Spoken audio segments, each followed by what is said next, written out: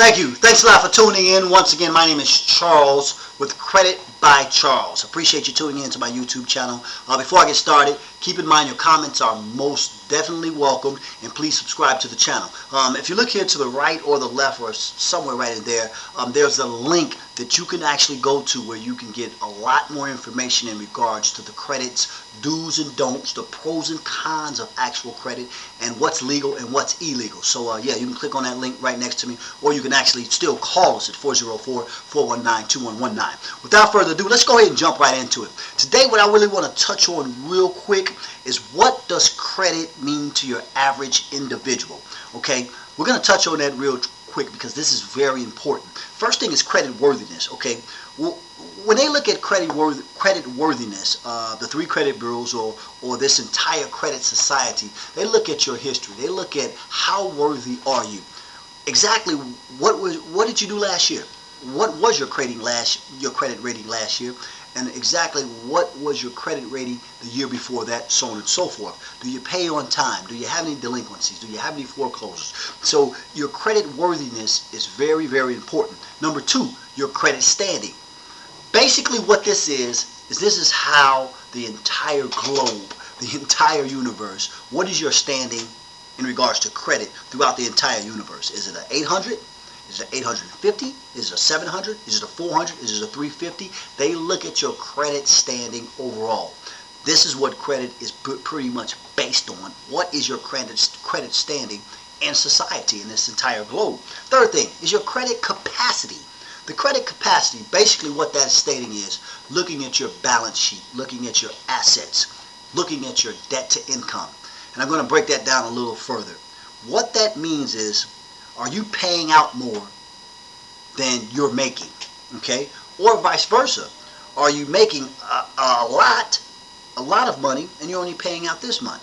That's what we're referring to when we're saying your credit capacity. What is that individual's credit capacity? Your character. That's pretty much self-explanatory. It's really based on, your credit is really, when someone looks at your credit, they can determine what your character is. Is this a bad person? Is this a good person? Is this a mediocre person? Is this person on time? You know, they can look directly at your character, and your credit report tells the tale of that tape pretty much. And the next one pretty much goes hand in hand. Your general reputation. Your general reputation. When they size you up and they look at that particular credit report, it'll tell them, does this person have a habit or a reputation of being late, of being on time, of just ignoring their actual debt? Is this person an actual deadbeat, lack of a better term? Does this person have foreclosures, tax liens? Does this person really have a lackadaisical attitude when it comes to taking care of business? And that has a lot to say about your personal character. Also, they look at it and say, okay, well, am I able to call his mother or his father or Uncle Joe or Bob and ask them, does this person pay on time? When was the last time this person actually borrowed some money from you, and did this individual pay you back? Okay, this goes to your personal character. Are they able to call your friends and family? Are they able to call other creditors on your behalf and say, listen, tell us a little bit about this person? And lastly, your mode of living. This is very important. Your mode of living determines your credit outcome. And what I mean by that, this can be determined by your zip code. It's all demographics. It can be determined by your zip code, your area code, the actual neighborhood that you live in. Believe it or not, when this information comes up, this is a deciding factor whether you actually get approved for that particular loan or that financing that you're looking for. This is a big deciding factor. They might see that your area code versus 708 is 312. 312 has a history of being late and being delinquent. So that could base their decision. This could base their decision whether they go this way or that way. So with that being said, my friends, all of these things that I just mentioned above, this is some of the things that the credit world, the so-called credit world, will judge you upon. These things that I just mentioned. So we're going to go into a little bit more detail next time.